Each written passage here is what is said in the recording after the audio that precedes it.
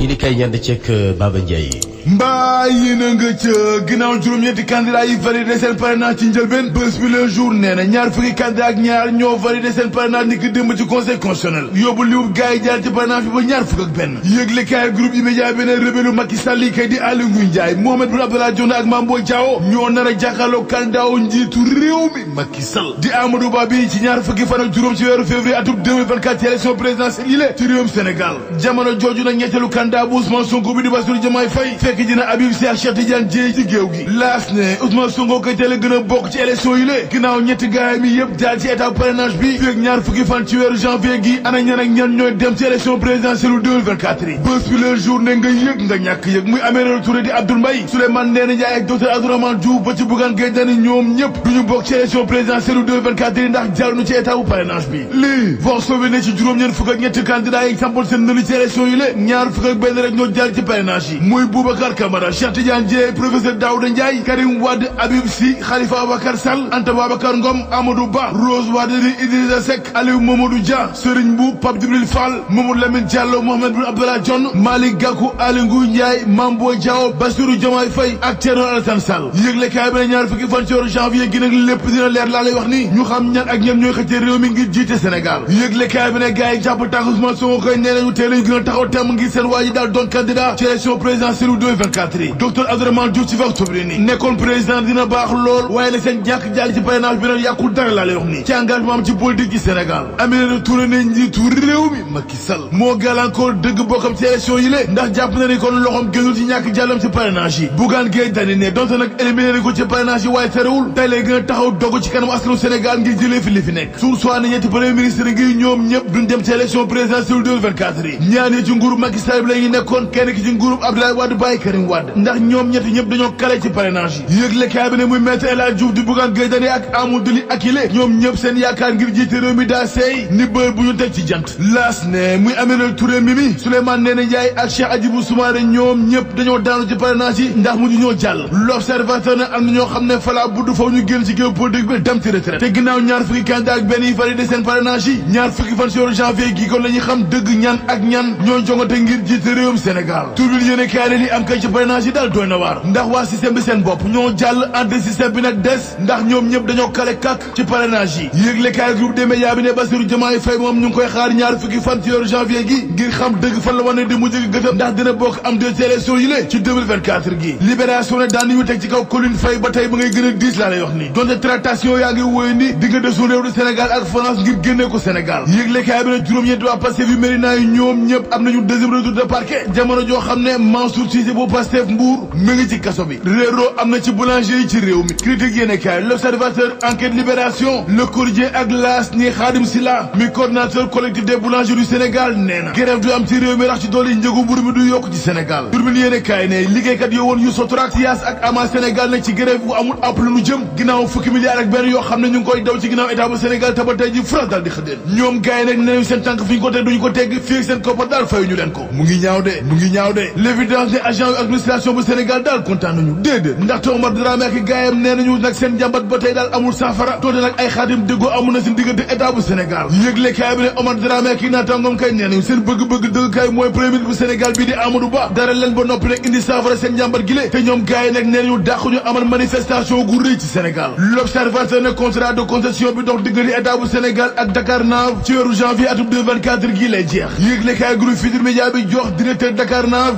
di Serge Casamouche kaddu gi muy indi leeral dëgg la lay wax nit ci jéego yi nga xam ne Dakarnave def na ko ci réew mi ak gàllankoor yi mën a am bu dee contrat bi tollanti wuñu ko yëgle kaay bi ne njiital Dakarnave kay daanaka bàyyiwul dara laa lay wax ni ndax wax na jéego yi nga xam ne def nañ ko ci réew mi ak këru liggéeykaay bi fi ñu ko jëlee ak fi ñu ko indi tey ji démb la njiitu réew mi Macky Sall jëbër ak réew mi gaynde Sénégal yi nar a dem ci CAN Côte d'Ivoire 2023 gi yëgle kaay yëpp xëy si ni ki tey ji ne nag gaynde Sénégal yi seen bëgg-bëgg mooy ànd ak askanu Sénégal gépp maa ngi koo wuti waat ndam li yëgle kaay bi ne moom président Macky Sall nag dig na leen ay ndàmpaay yoo xam ne yu jéggi dayoo saa yu jële waat raay gi indi ko ci réew mi bés bi le jour ne moom président Macky Sall kay ndàmpaay lu mës am ci réew mi la dig gaynde Sénégal yi li amoon ca kër Mbaye Fall daal doy na waar ginnaaw xale bi am ñeentaat bi ñu fekkoon mu faatu ci benn oto bu yàqu moom xale bi biñ koy gis ay gëtam nekkul woon tam ci moom mais da ngay seet loolu rek